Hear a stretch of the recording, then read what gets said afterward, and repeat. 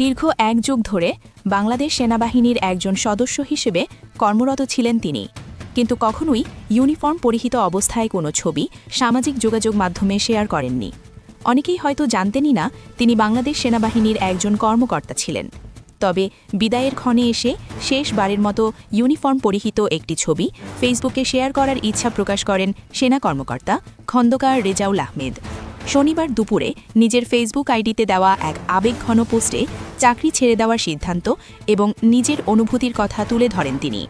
পোস্টে খন্দকার রেজাউল আহমেদ লেখেন, সেনাবাহিনীর কঠোর শৃঙ্খলার কারণেই আজও বাংলাদেশ সেনাবাহিনী সবার কাছে একটি সুশৃঙ্খল, সম্মানিত এবং যে কোনো কঠিন পরিস্থিতি মোকাবেলায় দক্ষ বাহিনী হিসেবে পরিচিত। তিনি লেখেন, বাংলাদেশ সেনাবাহিনী দেশের গৌরব ও অহংকার। প্রতি মাসে পকেট ভর্তি বেতন, বস্তা ভর্তি রেশন, ফ্রি চিকিৎসাসহ অনেক সুযোগ সুবিধা থাকা সত্ত্বেও কেন তিনি স্বেচ্ছায় এই চাকরি ছেড়ে দিলেন, সেই প্রশ্নের উত্তরও দিয়েছেন তিনি।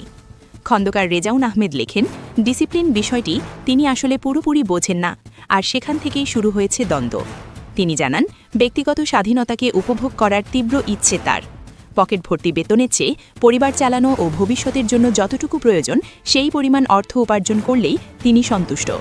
পোস্টে তিনি আরও লেখেন, পরিবার, সমাজ, গ্রাম কিংবা আত্মীয়দের কেউ মারা গেলে শেষ জানাজায় উপস্থিত থাকতে চান তিনি।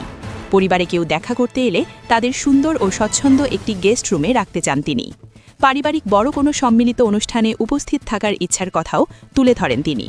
খন্দকার রেজাউল আহমেদ লেখেন, প্রতিদিন রাতে পরিবার পরিজনদের পাশে রেখে নরম বিছানায় ঘুমাতে যাওয়ার একটি সাধারণ ইচ্ছেই তার কাছে এখন অনেক বড় স্বপ্ন।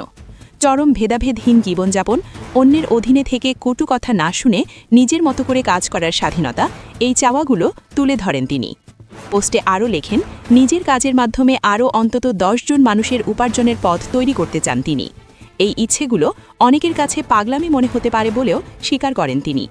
তবে নিজের সব ইচ্ছা একসঙ্গে পূরণ করতে না পারলেও ছোট ছোট করে পূর্ণতা দিতেই এই সম্মানিত ইউনিফর্ম খুলে ফেলেছেন বলে জানান তিনি। খন্দকার রেজাউল আহমেদ লেখেন, অনেকদিন ধরেই এই সিদ্ধান্ত নেওয়ার চেষ্টা করছিলেন। অবশেষে এক যুগ পর সেই সিদ্ধান্ত বাস্তবায়ন হল। তিনি এটাকেও ইতিবাচক হিসেবেই দেখছেন, কারণ তার জায়গায় আরেকজন স্বপ্নবাজ তরুণ এই ইউনিফর্ম গায়ে জড়িয়ে দেশ সেবার সুযোগ পাবে, এমন বিশ্বাসের কথাও উল্লেখ করেন তিনি। ফেসবুক পোস্টের শেষ অংশে এসে বাংলাদেশ সেনাবাহিনীর প্রতি কৃতজ্ঞতা প্রকাশ করেন এই সাবেক সেনা কর্মকর্তা। এক যুগের পথচলা শেষে সম্মানের সঙ্গে বিদায়। খন্দকার রেজাউল আহমেদের এই সিদ্ধান্ত ইতোমধ্যেই সামাজিক যোগাযোগ মাধ্যমে আলোচনার জন্ম দিয়েছে।